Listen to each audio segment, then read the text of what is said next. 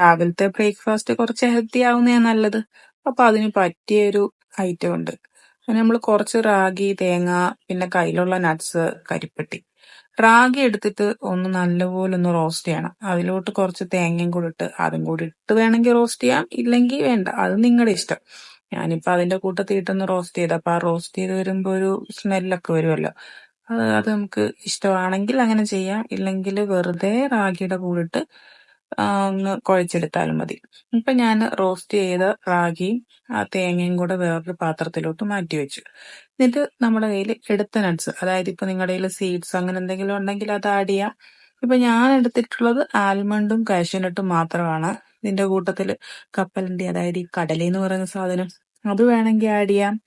ഇല്ലെങ്കിൽ വാൾനട്ട് ഉണ്ടെങ്കിൽ അത് ആഡ് ചെയ്യാം. എന്ത് വേണമെങ്കിലും യൂസ് ചെയ്യാം. പിന്നെ ആ കരിപ്പെട്ടി ഞാൻ പൊട്ടിച്ച് നമുക്ക് ആവശ്യമുള്ളത് മാത്രം എടുത്ത്, അത് ഞാനൊരു ഗുമ്മിന് വേണ്ടിയിട്ട് ഫുള്ളായിട്ട് വെച്ചു എന്നേ ഉള്ളൂ.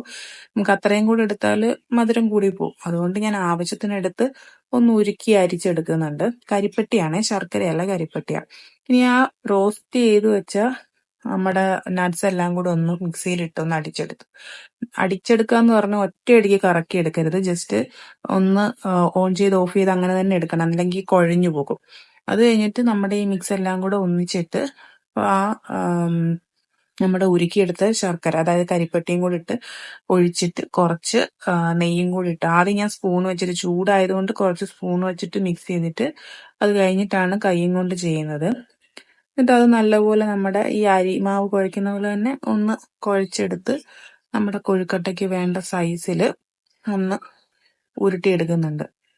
ഇതിനി നമുക്ക് എപ്പോഴും ചെയ്യാൻ ബുദ്ധിമുട്ടാണെങ്കിൽ ഈ വറക്കുന്ന സമയത്ത് കൂടുതൽ സാധനം ഇട്ട് വറുത്ത് വെച്ചാൽ നമുക്ക് എപ്പോഴും വറക്കണ്ട, നമുക്ക് എപ്പോൾ വേണമെങ്കിൽ ഉണ്ടാക്കാം. ഇത് വേണമെങ്കിൽ ഈവനിങ് സ്നാക്കായിട്ട് യൂസ് ചെയ്യാം. അന്നേരം പേര് ചെറുതായിട്ടൊന്ന് ചേഞ്ച് ചെയ്ത് ലഡു എന്നൊക്കെ പറഞ്ഞു കൊടുക്കാമെങ്കിൽ പിള്ളേരൊക്കെ കഴിച്ചോളും. ഇത് ആക്ച്വലി ഒരു സൂപ്പർ ഹെൽത്തി ഫുഡാണ്. വെയിറ്റ് ഇല്ലാത്ത കുഞ്ഞുങ്ങൾക്കൊക്കെ കൊടുക്കാമെങ്കിൽ വെയിറ്റ് ഗെയിനൊക്കെ പറ്റിയ ഒരു സൂപ്പർ ഡിഷാണ്. അപ്പൊ എല്ലാവരും ട്രൈ ചെയ്ത് നോക്കിയിട്ട് ഇഷ്ടപ്പെടുകയാണെങ്കിൽ ഒന്ന് കമന്റ് ചെയ്യൂ, ചാനൽ ഒന്ന് സബ്സ്ക്രൈബ് ചെയ്ത് സപ്പോർട്ട് ചെയ്യൂ. Thank you.